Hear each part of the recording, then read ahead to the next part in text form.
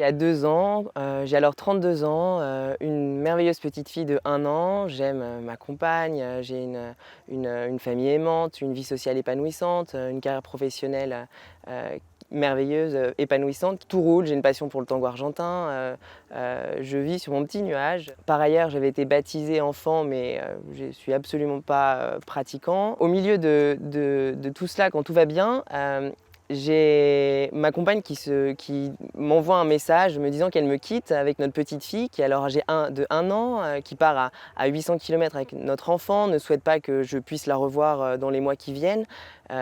Tout d'abord, je comprends rien, je crois pas à cette situation qui est un tsunami dans ma vie. Je sais pas comment réagir face à cette violence qui me submerge, qui me terrasse. Je suis prêt à balayer ma vie d'un revers de main pour faire cesser cette souffrance, pour revoir notre enfant. À ce moment-là, je ressens une expérience intérieure qui est vraiment très forte, que j'ai du mal à décrire avec des mots. Tout m'échappe, je ne contrôle plus rien. C'est la seule chose que je puisse faire, c'est dire non. Je crois en Dieu, Dieu est amour et je crois qu'il existe un chemin d'amour. En revanche, si j'ai une certitude, c'est que je suis incapable de trouver le chemin d'amour par moi-même, que seul je m'effondre. Et ça a été un acte qui a été décisif, parce que immédiatement après, j'ai reçu comme cadeau une foi brûlante et ardente.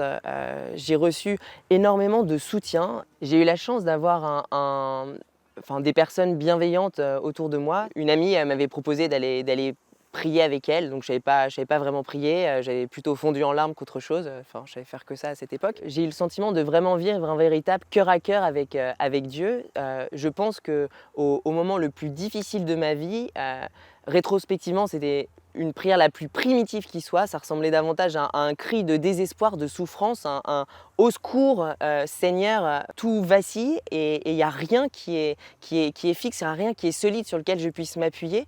Et à ce moment-là, de me saisir de cette barre fixe que je visualisais comme Dieu et de m'accrocher de toutes mes forces à cette barre pour franchir la tourmente au moment le plus difficile de ma vie. Et donc ça a été une expérience de sentir Dieu me porter dans cette épreuve.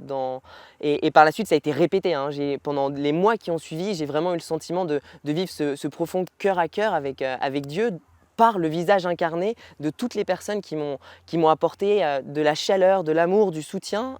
J'ai ressenti comme un impératif de mettre ma vie en cohérence avec cette foi brûlante qui m'a été donnée comme un cadeau. J'avais à cœur l'apaisement de la situation, la recherche d'une solution par le dialogue, de vraiment agir en ce sens et agir par ces actes concrets, aussi difficiles soient-ils pour moi, de les poser en toute confiance. Aujourd'hui, très concrètement, j'ai le sentiment de cette foi brûlante qui m'anime me pousse à mettre en application ce que j'ai découvert de la parole de Dieu via la Bible et d'être cohérent. Donc je découvre la joie de la prière que je ne connaissais pas, d'aller à la messe, ce qui m'aurait fait bondir il y a encore peu de temps. C'est une joie qui m'apporte la paix, qui m'aide à avancer sur ce chemin, voilà, en dépit des épreuves qui ne disparaissent pas, mais qui me permettent de m'alimenter pour cheminer vers plus d'amour pour notre petite fille et vers l'apaisement avec sa maman.